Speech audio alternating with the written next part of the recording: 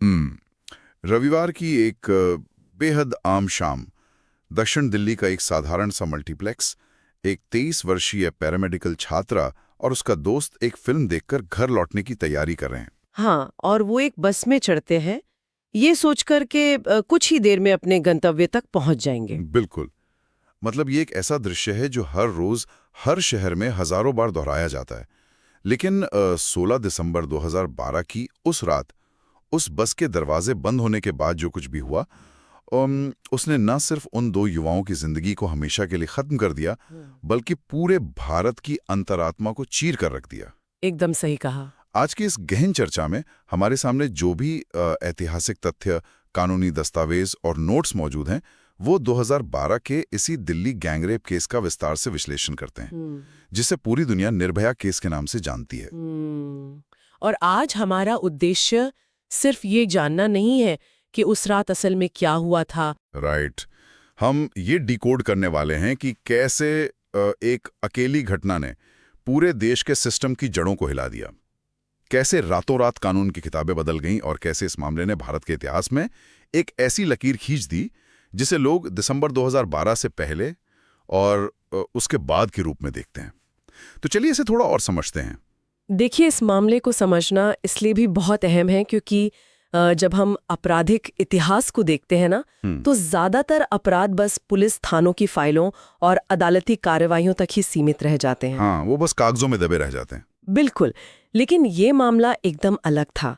इसने एक ऐसी सामूहिक बेचैनी को जन्म दिया जो लोगों के ड्राइंग रूम से निकलकर सीधे सड़कों पर और अंततः संसद भवन तक पहुंच गई। स्रोतों का गहराई से अध्ययन करने पर यह साफ दिखता है कि वो रात महज एक अपराध नहीं थी। वो एक ऐसा क्षण था जहां समाज का सालों से दबा हुआ गुस्सा एक ज्वालामुखी की तरह फट पड़ा था। और उस क्रूरता की जो हदें उन दस्तावेजों में दर्ज हैं, वो किसी भी इंसान को सुन्न कर देने के लिए काफी हैं। मतलब बस में मौजूद उन 6 लोगों ने जो दरिंदगी की और फिर दोनों को जिस अधमरी हालत में कड़कड़ाती ठंड में सड़क पर फेंक दिया, वो बहुत खौफनाक था। हाँ, ये कोई आम अपराध नहीं था। ये ऐसा था जैसे पूरे समाज के चेहरे पर एक आईना रख दिया गया हो और उसमें जो अक्स दिख रहा था वो बेहद डरावना था। और यही वजह है कि इसके बाद जो प्रतिक्रिया हुई ना, वो अभूतपूर्व थी। यहाँ सबसे दिलचस्प बात यह है कि एक तकनीकी पहलू को समझना बहुत जरूरी है। अच्छा, वो क्या? भारतीय दंड संहिता यानी आईपीसी की धारा 228A के तहत किसी भी बलात्कार पीड़िता की पहचान या उसका नाम उजागर करना गैर कानूनी है। ओहो, राइट। तो जब ये खबर मीडिया में आग की तरह फैली, तो पत्रकारों के सामने एक बहुत बड़ी चुनौती थी कि इस कहानी को बिना नाम के कैसे बताया जाए। और शायद यहीं से जन्म हुआ निर्भया नाम का। बिल्कुल, निर्भया, जिसका अर्थ है निडर। मतलब ये सिर्फ एक छद्म नाम नहीं था। देखते ही देखते ये एक प्रतीक बन गया, एक ऐसी आवाज जिसे दबाया नहीं जा सका। और जो संघर्ष उसने अस्पताल के बिस्तर पर किया, वो भी तो उस प्रतीक का हिस्सा बन गया ना। हमारे नोट्स बताते हैं कि दिल्ली के सफदरजंग अस्पताल में कई सर्जरियों के बाद जब उसकी हालत बहुत ज्यादा बिगड़ने लगी, तो उसे एक बेहद जटिल मेडिकल इवैक्यूएशन के जरिए सिंगापुर के माउंट एलिजाबेथ अस्पताल ले जाया गया। हाँ, वो एक बहुत ही डेस्परेट कोशिश थी उसे बचाने की। लेकिन शरीर को जो नुकसान पहुंचाया गया था वो इतना गहरा था कि 29 दिसंबर 2012 को उसने दम तोड़ दिया। और उस मौत ने उस गुस्से को और भड़का दिया जो सड़कों पर पहले ही उबल रहा था। रायसीना हिल, इंडिया गेट, जंतर मंतर, दिल्ली का दिल किसी युद्ध के मैदान जैसा दिखने लगा था। हाँ, मैंने वो तस्वीरें देखी हैं। एक तरफ पुलिस के वाटर कैनन थे और दूसरी तरफ युवाओं का पूरा सैलाब। बिल्कुल। और ये गुस्सा सिर्फ उन 6 अपराधियों के खिलाफ नहीं था, ये उस पूरे सिस्टम के खिलाफ था जो महिलाओं को सुरक्षित रखने में पूरी तरह विफल रहा था। और इसी जन दबाव का जो सबसे पहला और बड़ा असर हुआ, वो था जस्टिस JS वर्मा कमेटी का गठन। मैं इस कमेटी के बारे में ही पढ़ रहा था और ये हिस्सा मुझे सच में हैरान करता है। मतलब आमतौर पर सरकारी कमेटियां सालों साल रिपोर्ट बनाती रहती हैं, धूल फांकती हैं, लेकिन जस्टिस वर्मा कमेटी ने अपनी रिपोर्ट सिर्फ 29 दिनों में सौंप दी। ठीक कहा आपने। और 29 दिनों में उन्होंने लगभग 80,000 सुझावों का विश्लेषण किया। बाप रे, 80,000? हाँ, 80,000, जो आम जनता, वकीलों और मानवाधिकार कार्यकर्ताओं की तरफ से आए थे। ये इस बात का बहुत बड़ा प्रमाण है कि जब सड़क पर दबाव होता है ना, तो सत्ता के गलियारों की गति कैसे रातों रात बदल जाती है। इसी रिपोर्ट ने 2013 के क्रिमिनल लॉ अमेंडमेंट एक्ट की नींव रखी। यहाँ मैं थोड़ा रुकना चाहूंगा। 2013 के इस एक्ट को अक्सर एक गेम चेंजर कहा जाता है। लेकिन अगर हम थोड़ा बारीकियों में जाएं, तो वास्तव में क्या बदला? मैं दस्तावेजों में देख रहा हूं कि इसमें एसिड अटैक और पीछा करने यानी स्टॉकिंग जैसे अपराधों को पहली बार स्पष्ट रूप से कानून में जगह मिली। हाँ। तो इसका मतलब ये है कि 2012 तक हमारी पुलिस के पास स्टॉकिंग जैसे गंभीर अपराध से निपटने के लिए कोई ठोस कानूनी ढांचा ही नहीं था। ये एक बहुत ही चौंकाने वाली सच्चाई है। 2013 से पहले आईपीसी में इन अपराधों को परिभाषित करने के लिए बहुत ही कमजोर धाराएं थीं, जिन्हें अक्सर छेड़छाड़ या शांति भंग करने जैसे बहुत ही हल्के मामलों में दर्ज किया जाता था। सच में ये तो बहुत अजीब है। इसे ऐसे समझा जा सकता है कि पुलिस को एक साइबर हैकर को पकड़ने के लिए कहा जा रहा था, लेकिन उनके पास जो कानूनी किताब थी उसमें सिर्फ पॉकेट मारों से निपटने के नियम लिखे थे। ये बहुत सही एनालॉजी है। तो 2013 के एक्ट ने इन अपराधों को नाम दिया, उनकी स्पष्ट परिभाषा तय की और उन्हें गैर जमानती अपराध बनाया। इसके अलावा सहमति यानी कंसेंट की परिभाषा को पहली बार इतनी स्पष्टता से परिभाषित किया गया कि किसी भी तरह का दबाव, डर या चुप रहने को सहमति नहीं माना जा सकता। राइट। खैर ये तो हुई कानून की किताबों की बात। लेकिन जो अपराधी पकड़े गए उनके साथ आखिर क्या हुआ? इस मामले में कुल 6 आरोपी थे। हाँ। बस का ड्राइवर राम सिंह, उसका भाई मुकेश, विनय शर्मा, पवन गुप्ता, अक्षय ठाकुर और एक छठा आरोपी जो नाबालिग था। हाँ। राम सिंह ने तो तिहाड़ जेल के भीतर ही आत्महत्या कर ली थी। लेकिन जो बात मुझे और शायद पूरे देश को सबसे ज्यादा परेशान करती है वो उस नाबालिग आरोपी को मिली सजा है। जुवेनाइल जस्टिस बोर्ड का फैसला इस पूरे मामले का शायद सबसे विवादास्पद हिस्सा रहा। देखिए, घटना के समय उस छठे आरोपी की उम्र 17 साल 6 महीने थी, यानी वो कानूनी तौर पर एक वयस्क होने से सिर्फ 6 महीने दूर था। लेकिन क्रूरता में तो उसने कोई कसर नहीं छोड़ी थी ना। स्रोत एकदम साफ बताते हैं कि उस रात बस में वो सबसे ज्यादा क्रूर था। फिर भी उसे सिर्फ 3 साल के लिए एक सुधार गृह में भेज दिया गया और फिर 2015 में रिहा कर दिया गया। हाँ। मतलब ये कैसा न्याय है? कोई 17 साल का लड़का इतनी खौफनाक वारदात को अंजाम दे और कानून उसे सिर्फ बच्चा मानकर छोड़ दे। ये सवाल उस वक्त हर सड़क और हर न्यूज चैनल पर गूंज रहा था। पर जुवेनाइल जस्टिस सिस्टम का जो मूल दर्शन है वो ये है कि 18 साल से कम उम्र के व्यक्ति का दिमाग पूरी तरह विकसित नहीं होता और इसलिए सजा का जो उद्देश्य है वो उसे दंडित करना नहीं बल्कि सुधारना होना चाहिए। कानून भावनाओं से नहीं चलता, वो एक तय उम्र सीमा से चलता है और उस समय के कानून के मुताबिक 18 साल से नीचे के किसी भी व्यक्ति को अधिकतम 3 साल के लिए ही बाल सुधार गृह में रखा जा सकता था। पर क्या ये बात गले उतरती है? मतलब अगर कोई इतना जघन्य अपराध करने की मानसिक क्षमता रखता है तो क्या वो परिणामों को समझने की क्षमता नहीं रखता? बस यही वो बहस थी जिसने एक और बहुत बड़ा बदलाव किया।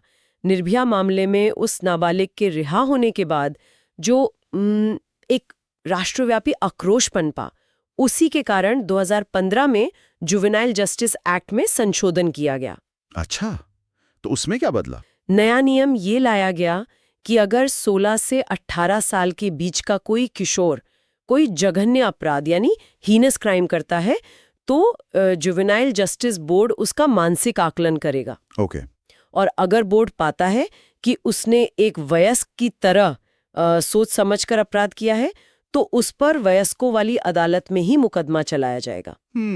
मतलब इस एक मामले ने न सिर्फ वयस्कों के कानून बदले बल्कि किशोरों से जुड़े दशकों पुराने कानूनी ढांचे को भी पूरी तरह पलट कर रख दिया। बिल्कुल।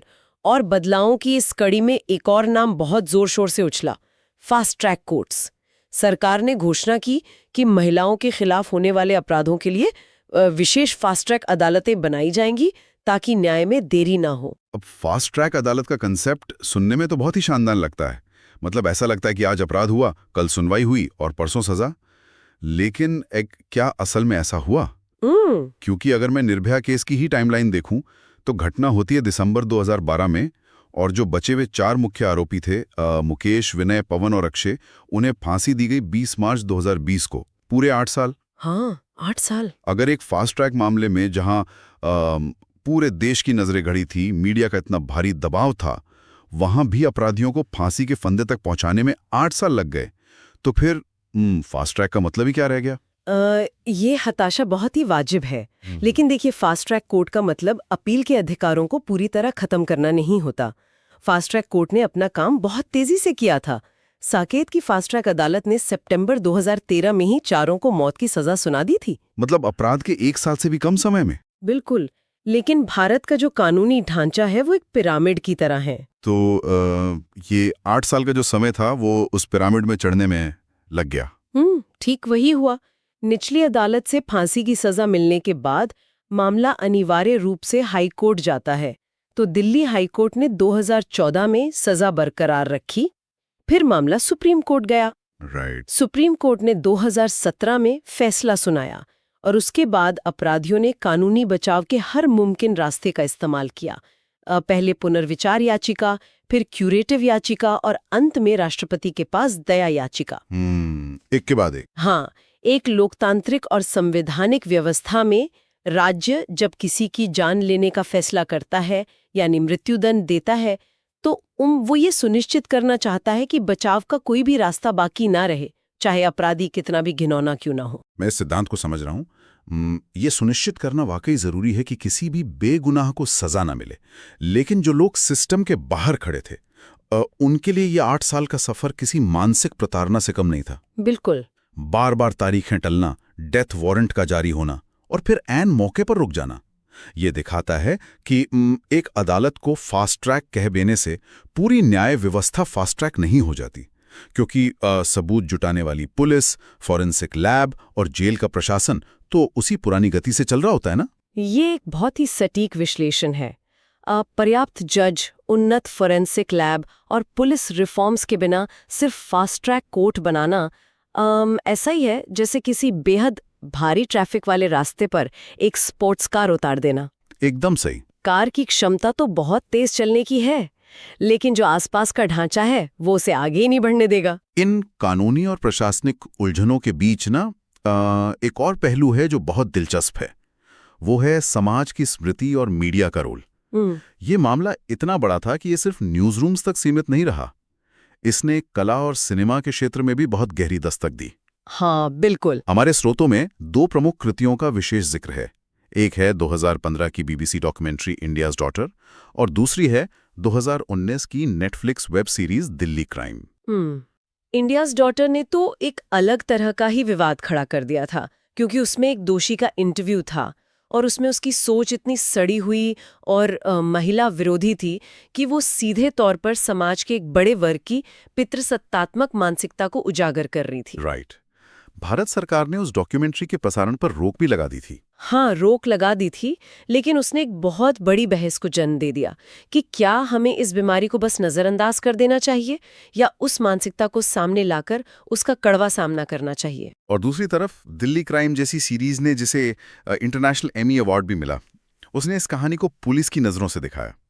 ये उस भारी दबाव, संसाधनों की कमी और एक अदृश्य दुश्मन के खिलाफ समय से दौड़ने की कहानी थी। जब कला इस तरह के विषयों को उठाती है ना, तो वो महज मनोरंजन नहीं रह जाती। वो इतिहास के उस पन्ने को एक टाइम कैप्सूल में बंद कर देती है, ताकि आने वाली पीढ़ियां जान सकें कि सिस्टम किन हालातों से गुजरा था। सही कहा। कला अक्सर उन जगहों तक पहुंच जाती है जहां कानूनी दस्तावेज नहीं पहुंच पाते। कानूनी फाइलें आपको तारीखें और धाराएं तो बता सकती हैं, लेकिन सड़कों पर पसरा हुआ डर, पुलिस स्टेशन के भीतर का तनाव और एक परिवार का टूटता हुआ ढांचा, ये सब सिर्फ ऐसे ही माध्यमों से महसूस किया जा सकता है। आज इतने सालों बाद भी जब भारत में न्याय व्यवस्था या महिला सुरक्षा की बात होती है, तो निर्भया केस एक बेंचमार्क की तरह काम करता है। ये एक ऐसा पैमाना बन गया है जिससे हम आज के मामलों को मापते हैं। तो इस पूरी विस्तृत चर्चा से जो एक तस्वीर उभर कर आती है वो बहुत ही जटिल है। एक ऐसा अपराध जिसने पूरे देश की सांसें रोक दी। उसके बाद उठा वो विशाल जन आक्रोश जिसने एक धीमी गति से चलने वाले सिस्टम को सिर्फ 29 दिनों में एक ऐतिहासिक रिपोर्ट बनाने पर मजबूर कर दिया। बिल्कुल। 2013 का वो क्रिमिनल लॉ अमेंडमेंट जिसने पहली बार स्टॉकिंग और एसिड अटैक जैसे अपराधों को स्पष्ट नाम और सजा दी। जुवेनाइल जस्टिस एक्ट में हुए वो अहम बदलाव जिन्होंने किशोरों के अपराध को देखने का नजरिया ही बदल दिया, और अंततः न्याय की वो लंबी और थका देने वाली प्रक्रिया जो 20 मार्च 2020 की सुबह तिहाड़ जेल के फांसी घर में जाके रुकी। और ये सब ये साबित करता है कि कोई भी बड़ा बदलाव वो रातों रात या बस हवा में नहीं होता। ये सिस्टम और समाज के बीच एक कड़े संघर्ष से पैदा होता है। कानून की किताबें तो बेशक बदल गईं, लेकिन ये मामला हमेशा इस बात की याद दिलाता रहेगा कि सिर्फ सजा तय कर देने से अपराध खत्म नहीं होते। लाव उस सामाजिक सोच में आना अभी भी बाकी है जहाँ ऐसे अपराध जन्म लेते हैं। और यही वो बिंदु है जहां हमारी ये चर्चा एक बहुत गहरे सवाल पर आके खड़ी हो जाती है। तमाम दस्तावेजों को खंगालने के बाद, उन 8 सालों के कानूनी बेचों को समझने के बाद एक विचार मन में कौंधता है। हाँ।